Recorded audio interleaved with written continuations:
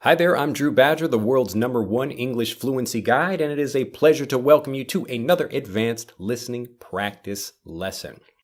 Well, today I wanted to share a story because I'm always interested in connections and helping you see connections between things related to fluency or language learning specifically with just things in everyday life, maybe life in general, like relationships with people or sports or business, anything else, because really there are connections between all of these things. And the more creative you can train your mind to be, and really this just means seeing connections between different things, the easier it is for you to speak fluently.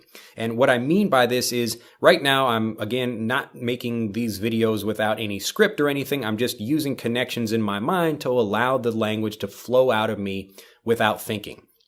And the way I do this is by kind of cultivating a mind that lets me draw different connections between the specific words and phrases that I can use. So in this situation, I might use one phrase, but maybe, you know how it happens in conversations, you want to say something and you don't quite know the right way to express it, so you have to move like water and, move to that other word or phrase that might be appropriate for the situation, even if it's not perfect. But the point is that you continue moving forward. And the more connections that you have, and these are connections like, okay, I could use this phrase or this word in a particular situation, the more of these connections that you have, the easier it is for you to continue speaking because you know of many different ways to explain a particular thing for a particular situation. So with this idea of being able to express yourself in different ways and to make connections between different things, I thought I would tell just a quick story today about something that happened to me recently. So I was talking with a friend of mine who's also an entrepreneur, and so this is just a person that builds businesses, much like I do, and he was asking me, or kind of telling me a story about how he was working with his team to test some things on his website, and they were wondering, like asking me, should we do this thing or should we do that thing on the website? And he was also explaining that his team was kind of arguing about things like they should do it this way or they should do it that way.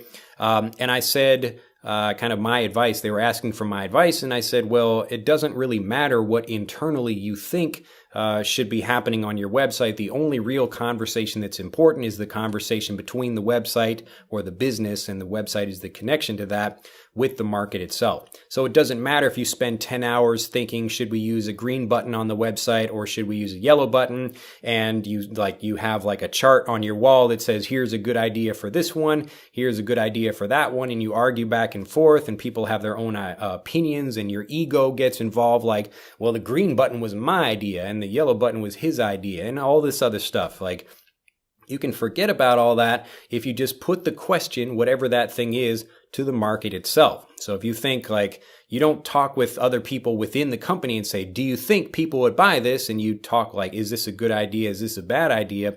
That's a complete waste of time. You go directly to the market and say, hey, here's this product. Here's how much it is. Here's how you can buy it. And if people buy it, then there you go. People bought the product and they're willing to pay for it. But if they don't, then I guess it's time to try to think of something else. So in this instance, I was saying that like when you're having a conversation with people in this way, it doesn't really matter what people are doing as long as you just like take it to the market and get the actual final result from them. So you think maybe you spend 10 hours on this thing and then you create a split test. And if you're unfamiliar with this, this is when maybe you have two different web pages and they're exactly the same except for one element of them is different. So you have a green button on one page and a yellow button on another page, and you're giving the opportunity of like sending the traffic to that web page to one of those two different versions. So 50% of the people get one version and 50% get the other, and then you look and see which version performed better. So this is split testing. Now the connection from this, and again, it's important to train yourself to be looking for connections all the time in life, but the connection here for language learning is that often we have a dialogue with ourselves. We're having a conversation with ourselves in the same way that people in the same company would be arguing about something like, should we do this or should we do that? Should we express it this way or should we use this color? And in your mind, you're thinking like, should I use this word or that word? And you're really, you're wasting your time when you do that. Really, it's better to just say something. You just pick one thing and say it, and you're kind of split testing the idea or split testing the word for that particular situation.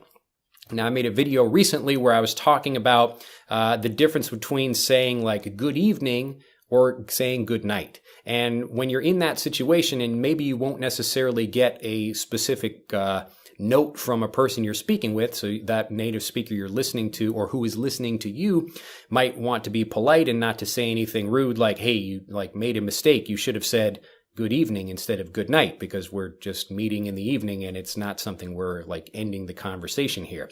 So in one of those situations, you have the opportunity, because this is not like the last person you'll meet. I've spoken about this recently as well, about always like what's the next opportunity you're going to have. So this means that you forget about all the worry and all the conversations that happen in your head, and you go straight to the market. You go straight to the conversation itself.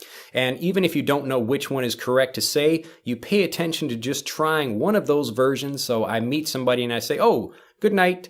And then they look at me and I notice they give me a weird expression. And I think, oh, okay, like, so maybe I should be not using good night. I should be using good evening instead. So this was a split test. The next person I meet, I try using good evening with them, and like, wow, like they give me a nice like good evening back. And I know, I've got the right answer. The market is telling me exactly what I should be using if I'm paying attention to that. So when you're getting into a situation where you actually have to speak, this is the only situation that counts.